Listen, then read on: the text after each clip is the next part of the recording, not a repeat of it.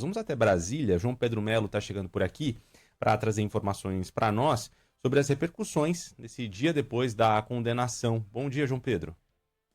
Fala, Renan, Barão, bom dia a todos que estão nos acompanhando. A gente está de olho nessas repercussões, né? Estamos aqui no Palácio do Planalto, mas o detalhe interessante que a gente ficou sabendo agora há pouquinho, nas apurações, conversas de bastidor que tivemos, é que a defesa de Mauro Cid, ex-ajudante de ordens de Jair Bolsonaro, vai pedir que a pena dele, né? Ou seja, que a tornozeleira eletrônica que ele utiliza seja retirada, porque ele já teria cumprido o período de pena que foi determinado pela primeira turma do Supremo Tribunal Federal. Mauro Cid está preso desde 2023, ele passou por nada, acabou ali sendo detido novamente nessa sala do Estado-Maior do Exército, voltou a utilizar a tornozeleira eletrônica e a defesa dele diz que ele já cumpriu os 2 anos de pena que foram determinados pela primeira turma do Supremo Tribunal Federal. E aí a gente entra na outra parte, a parte de Jair Bolsonaro e os outros 7 réus que também, e outros 6 réus, na verdade, além de Mauro Cid, que foram condenados também pela primeira turma do Supremo Tribunal Federal. A defesa de Jair Bolsonaro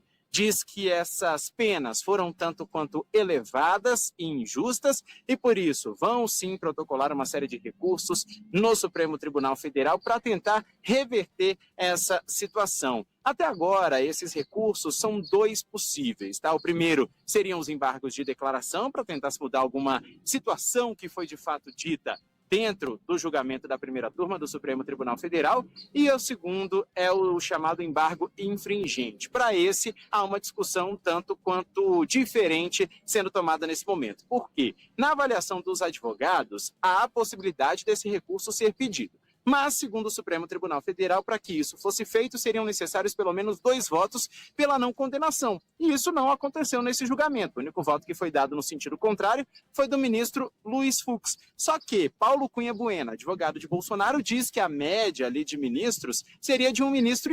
Isso não existe. Então, 1 ministro apenas seria suficiente para que fosse possível entrar com esses embargos infringentes. E essa é uma discussão que tem que ser levada, de fato, ao Supremo Tribunal Federal. E aí, os advogados de Bolsonaro vão entrar com um recurso para que ele seja enviado, né, diretamente ao relator desse processo, que é o ministro Alexandre de Moraes. E aí, o relator, pela importância do tema, entre outras questões, vai levar essa análise ao pleno da primeira turma. Ou seja, mais uma vez, os ministros vão discutir se é possível ou não entrar com esses embargos infringentes, no caso de Bolsonaro, principalmente. Bom, ainda há uma situação mais delicada. Paulo Cunha Bueno diz que o ex-presidente tem uma saúde frágil, vai passar por uma cirurgia no próximo domingo, tem também os problemas ainda relacionados à facada que ele levou às vésperas da campanha de 2018, então é uma situação mais complicada e que obviamente preocupa a situação de Jair Bolsonaro. Por isso os advogados querem entrar com esse ponto também em um recurso no Supremo Tribunal Federal. Mais uma vez vai caber ao ministro Alexandre de Moraes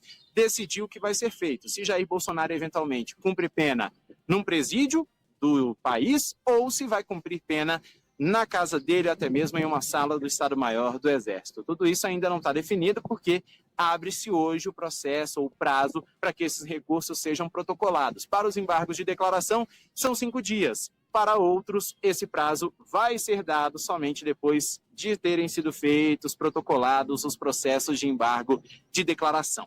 Bom, com isso, não há ainda a situação de cumprimento imediato de pena. Essa situação ainda deve levar pelo menos 1 mês e meio. Isso é o que dizem alguns advogados que foram ouvidos pela nossa reportagem ao longo da manhã desta sexta-feira. A gente segue acompanhando essa, por enquanto, a proposta de recurso que a gente tem por aqui, ou seja, que já está sendo discutida pela defesa do ex-presidente Jair Bolsonaro e, obviamente, pela defesa dos outros 7 réus que estão nesse mesmo processo.